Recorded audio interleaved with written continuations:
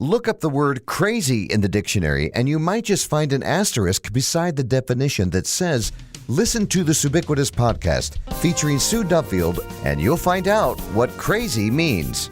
Sue's travelogue journey of unfiltered stories, impossible miracles, and faith-filled fun will be revisited right here. So buckle up and let's get going with this humorous travelogue of an unfiltered saint, Suebiquitous.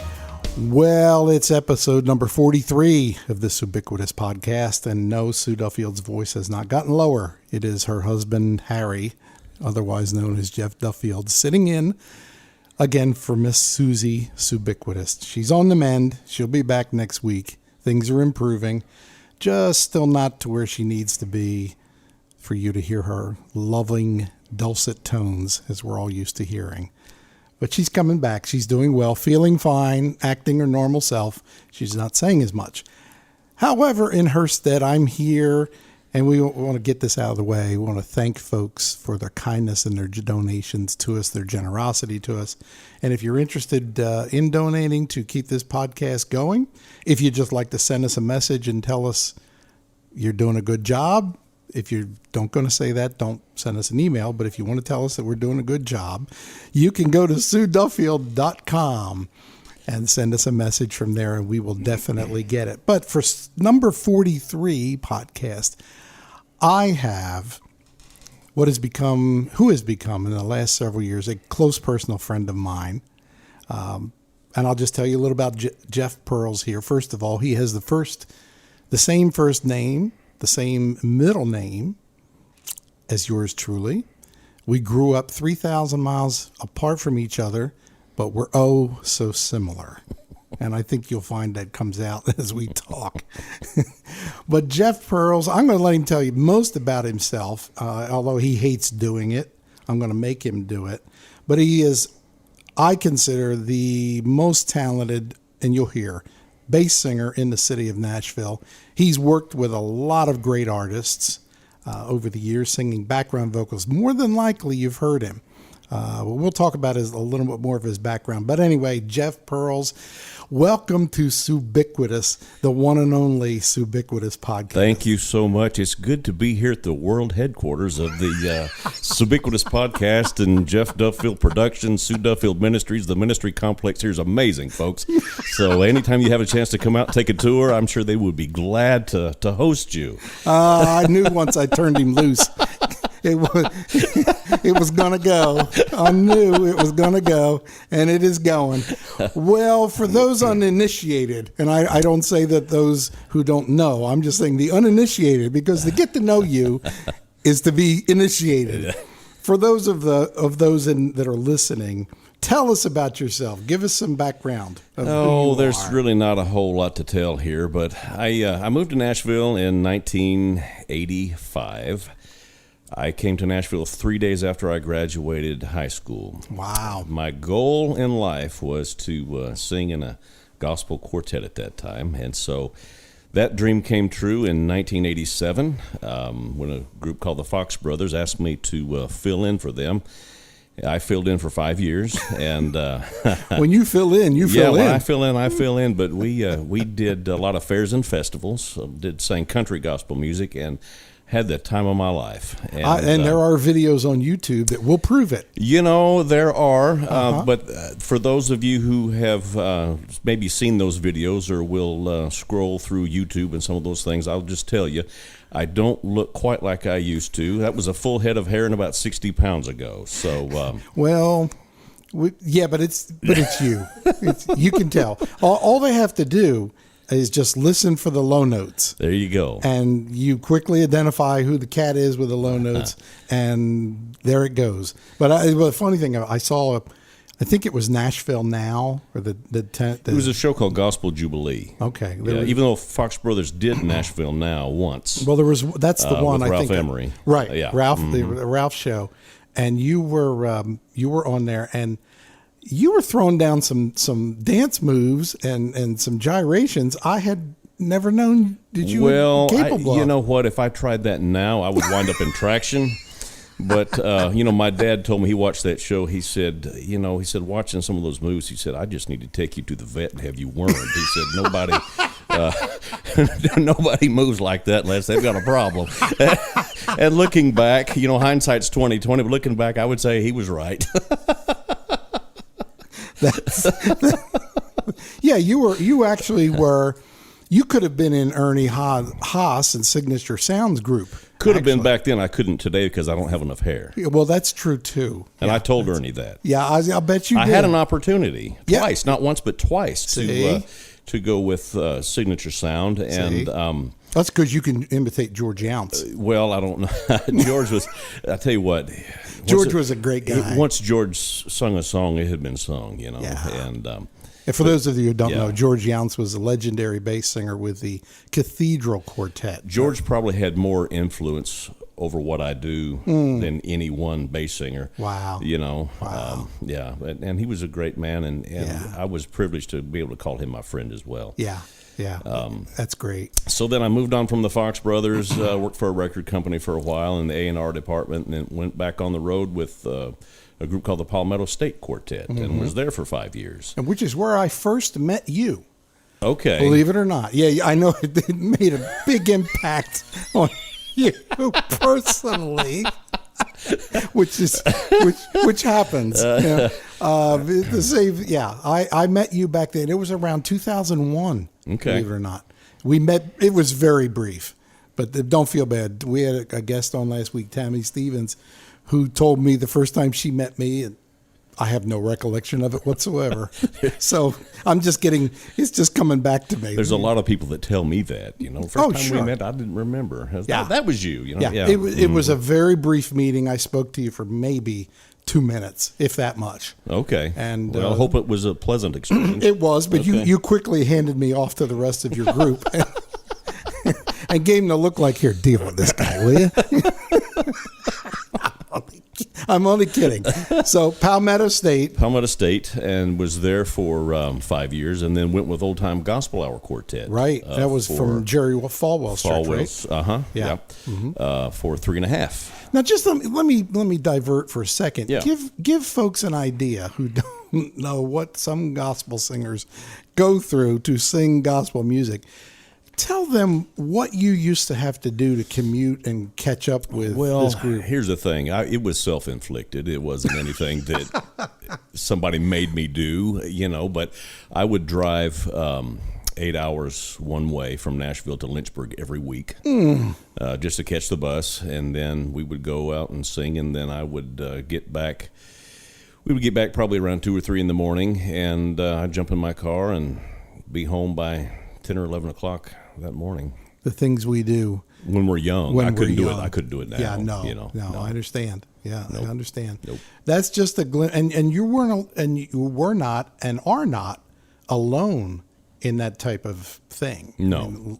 I've heard several stories of guys that are either based here in Nashville or the group is based here in Nashville and they commute just to catch up, as you say, catch up with the bus. Absolutely. Yeah. Yep. So that's not a not rarity. Uncommon. No. Yeah.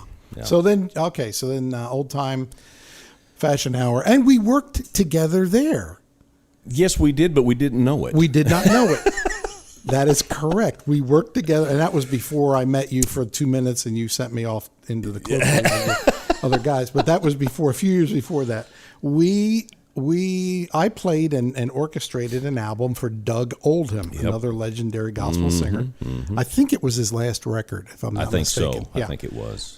And Doug, of course, with his connections with Lynchburg and Jerry Falwell and that organization there, knew you guys and had the quartet come up and do backup ground vocals. Yeah, backup ground vocals. Yeah. And so I have a copy of that CD in my collection. I do too somewhere, but I've moved a couple of times since then. Exactly. And it's probably packed away somewhere. I have one box that has all these CDs that I've done for people, and it's in there. The last time I moved, I did see it, and I thought, I got to hold on to that one. But, it actually, some would say it's the old-fashioned Gospel Hour Quartet backed up by Doug Oldham, because the vocals were hot. They were. They were. Yeah. But it's a good album, and I had fun doing it. But we'd never worked in the studio together. We were in there different times. Yeah. Yeah. So anyway, old fashioned gospel, and then It's the old time gospel hour. I know, And then, I'm not saying it right. Old fashioned, It's old okay. time. Well, there was, in your defense, there was an old fashioned gospel hour radio broadcast years ago. Ladies and gentlemen, you must know that the Suebiquitous Podcast is still being produced. The producers are holding up signs and things in the cue control cards.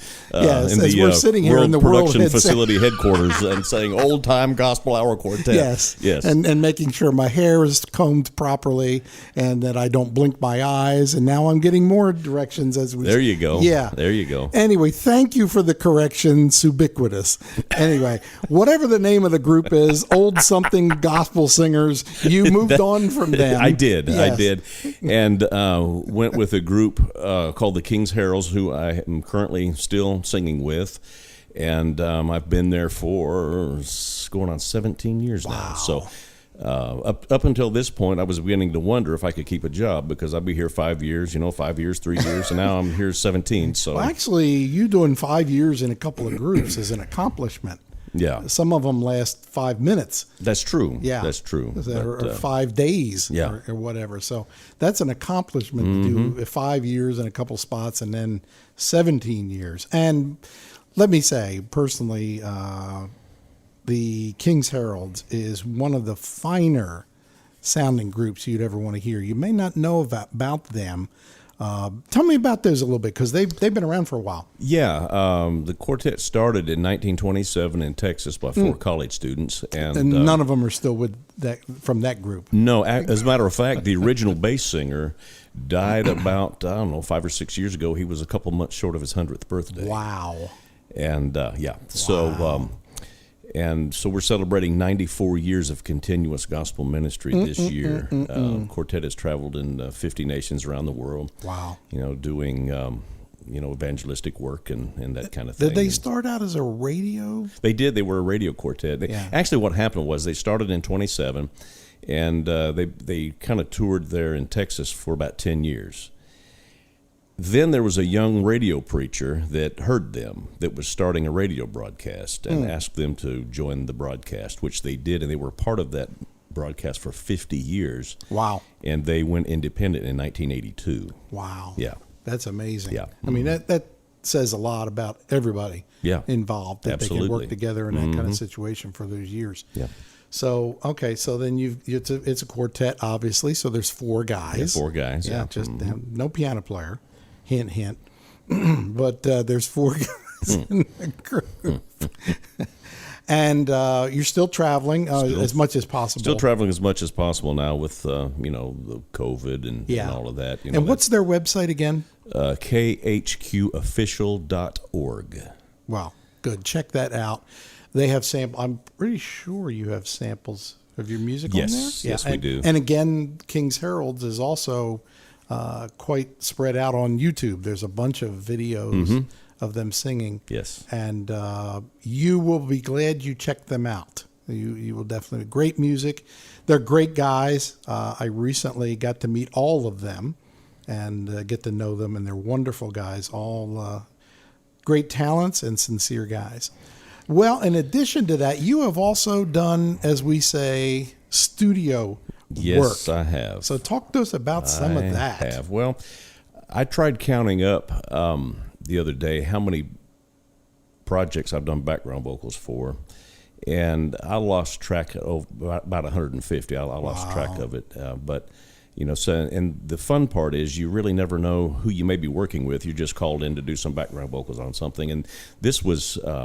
the majority of that was done back in the day when you actually went to the studio and the artist was there, and and we used to make jokes. Well, can I just phone my part in? Well, you can literally phone your part in. Now so it's you like, can. Wow. Technology is a wonderful thing, but in trying to keep us all together with technology, we're farther apart now than we've ever been. It seems like. So you're right. It has its pros and cons, but well, throw name drop a little bit, because I happen to know a couple.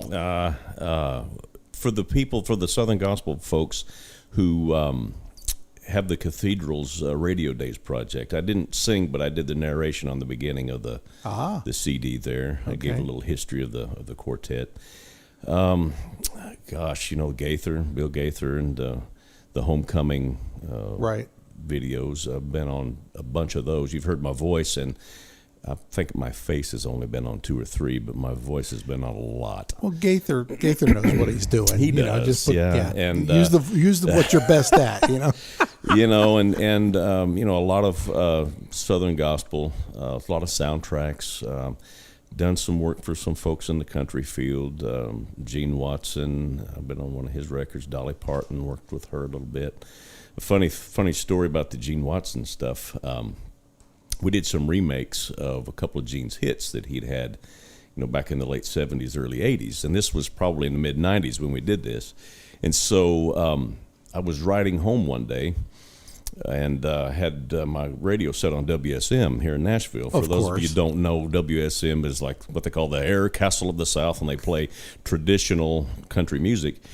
And I heard this song that I thought, boy, I like that. And heard it, and I thought, man, that's really good. And I turned it up a little bit, and I thought, well, man, that's me on there. I didn't even recognize it until if nobody else got blessed, I did. As Ed O'Neill said, I bless myself sometimes. So, I haven't had that much in my life, but I have had that a few times where you play something and go, that sounds awfully familiar. Yeah, exactly. Yeah, and you can't place it. Yeah, you get to a point, I've been playing on sessions 45 years. Yeah. So you get to a point where I had somebody email me the other day, you played on a record for us 40, and not a CD, not a cassette, but a record. Yeah. And I went, okay, I'm not going to argue with you. And they sent me their picture. They sent me the album that I played on. I see my name on there, and I have no recollection of it whatsoever.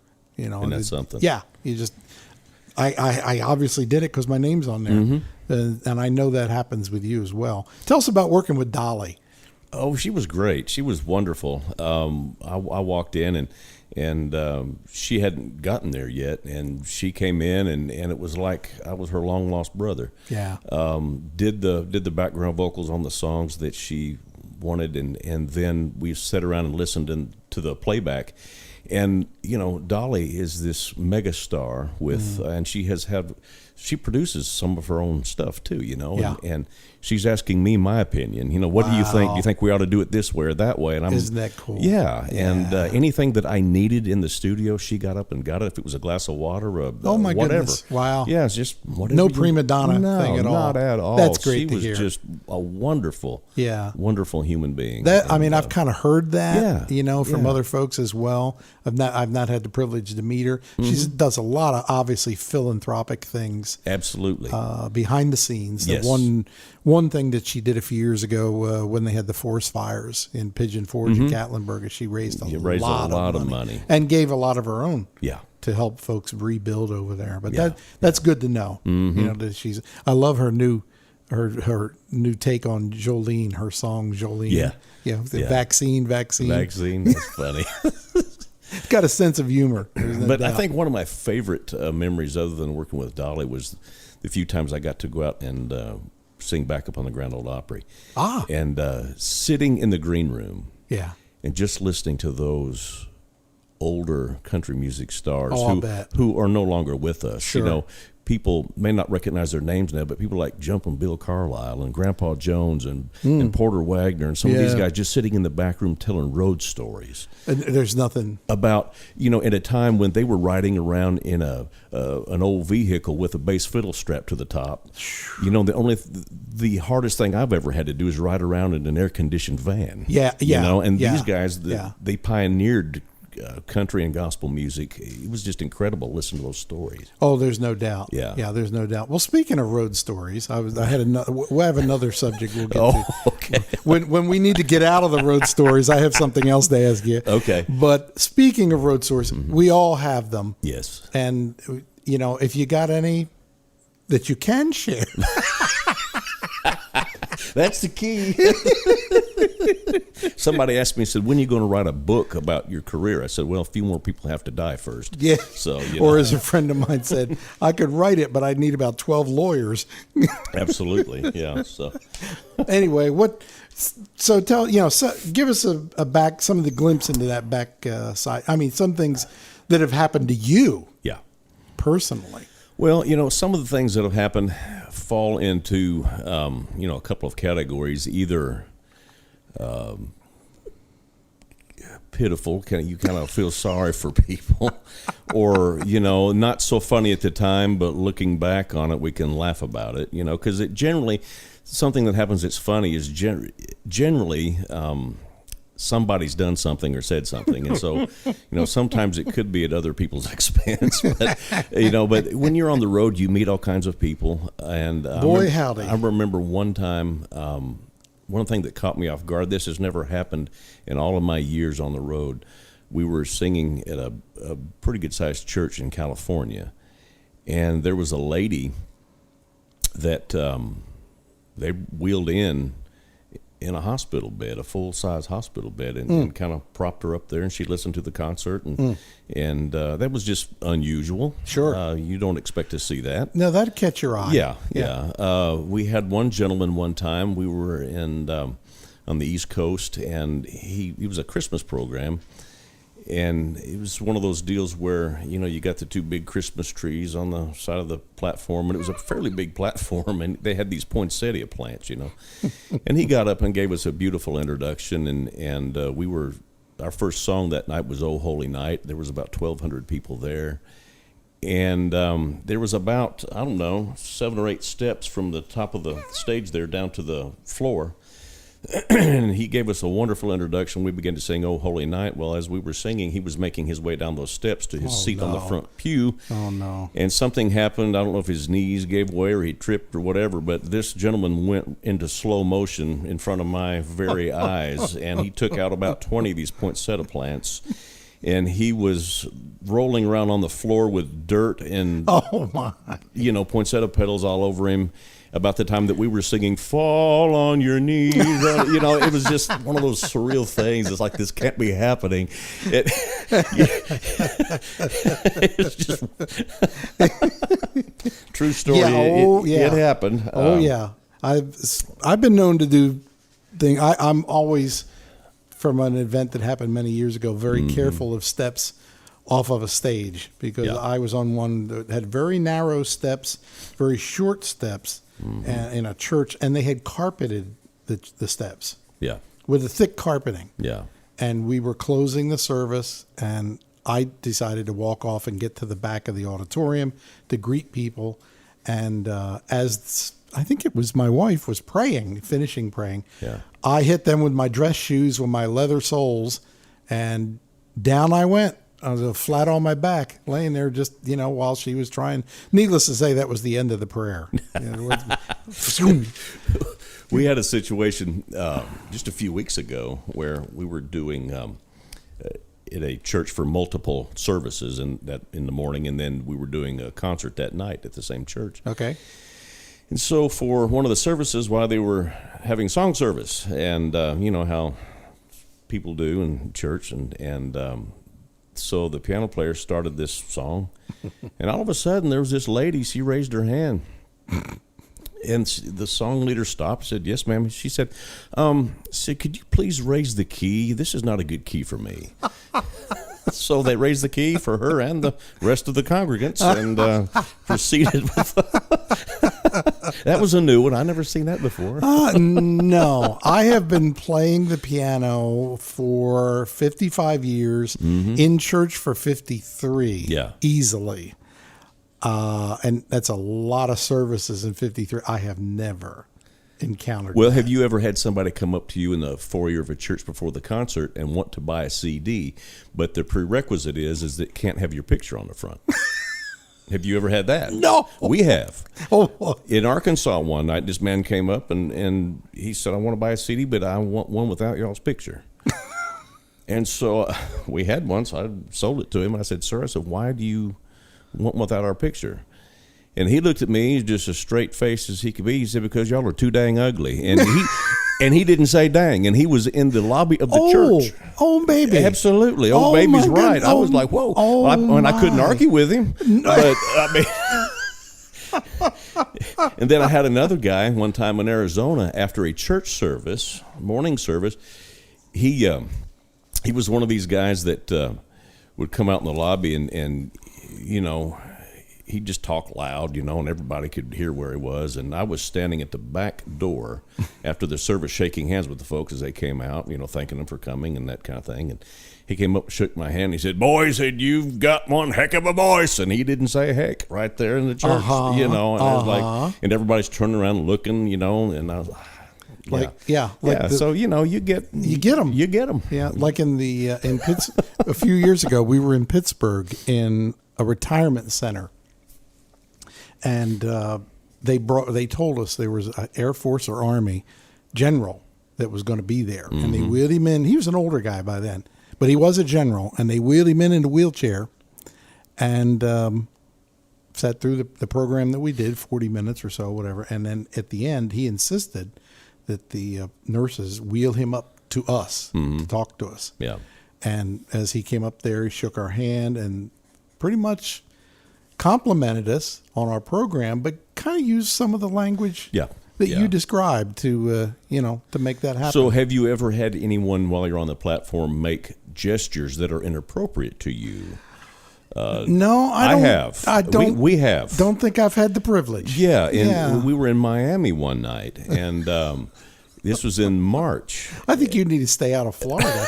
I'm telling you, it's in March, and normally what we'll do is we'll try to include at least one Christmas song in our program to try to get people interested in our Christmas CD. And so we did "Oh Holy Night" again. A lot of strange things happen when we do "Oh Holy." Maybe we need to not go to Florida or and not sing "Oh Holy Night." Holy Night. Yeah. Exactly. Yeah. But there was a lady sitting on the bass side about a quarter of the way back, and we started singing "Oh Holy Night." I don't know what it was.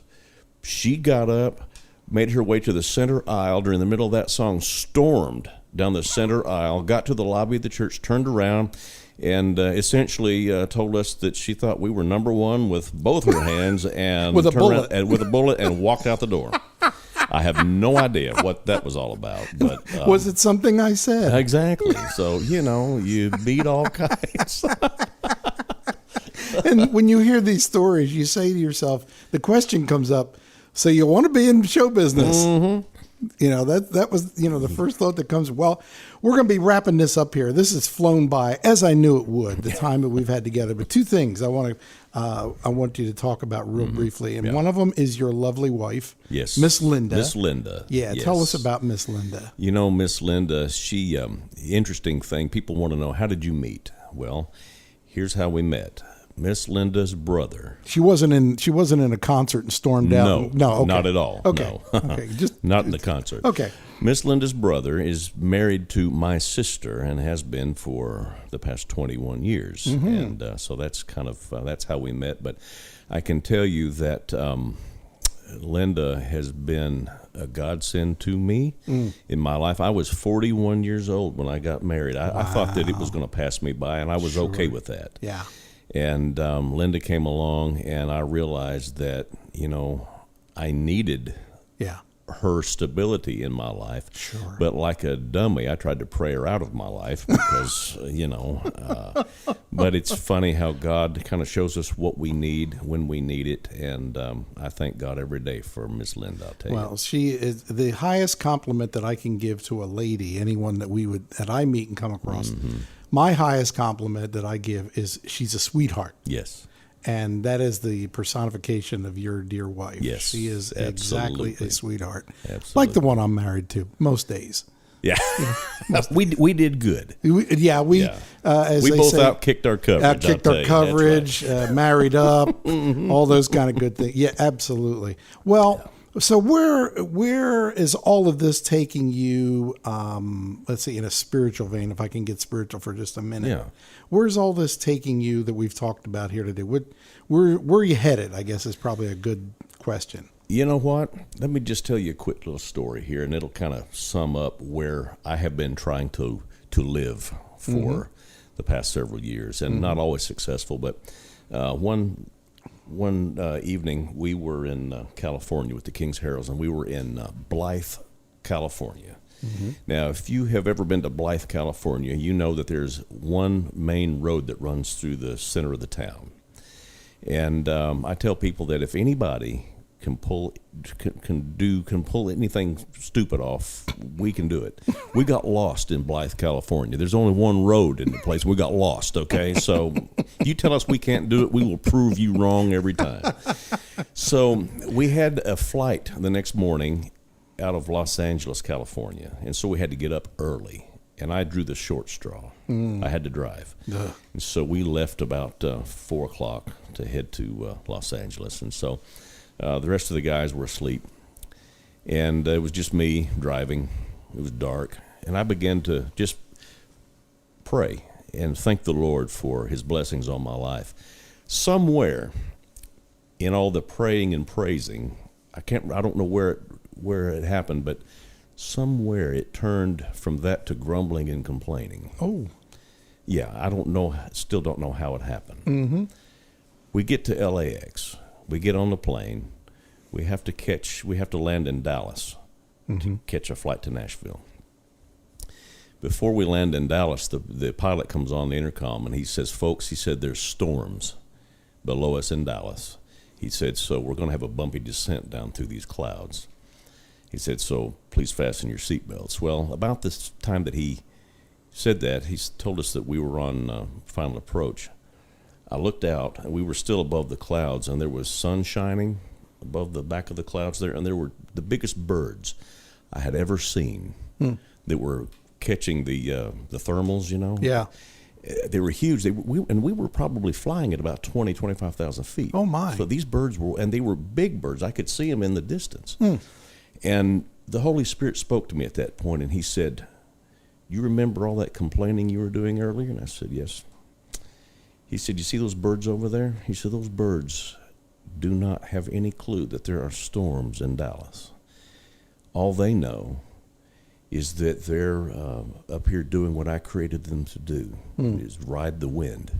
And he said, it's because they live on a higher elevation than everybody else that they're able to get above the storm. And he said, that's what I want you to do. He said, I want you to come up higher. He said, because when you come up higher, your perspective changes. Yeah. And you fly above the storm. And so that's where I've been able to live is come up higher, and you know, the way that we do that is through our prayer life and devotion time, and get in the Word and get with people of like mind. Right. That's so important, especially in these days. Oh, Yeah. We've got to encourage one another, and so that's what I've been trying to do. That's wonderful, man. That's a great analogy, great story. I really appreciate that. That speaks to me today.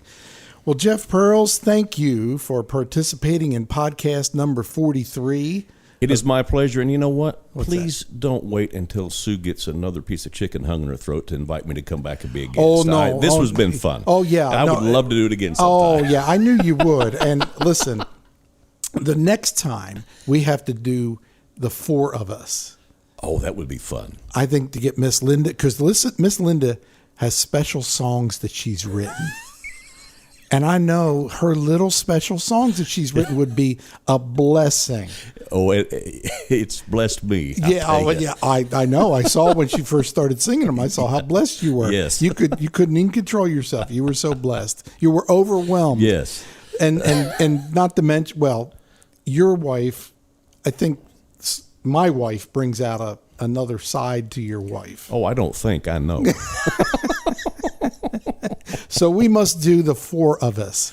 That would be great. A day that will be. Absolutely. What a day that will be. What a day that will be. Absolutely. The Suebiquitous Podcast. Susie Duffield's coming back in the near future, probably next week. But again, if you need to contact us, go to SueDuffield.com. You can email us there. We'd love to hear from you. Give us some feedback on today's program.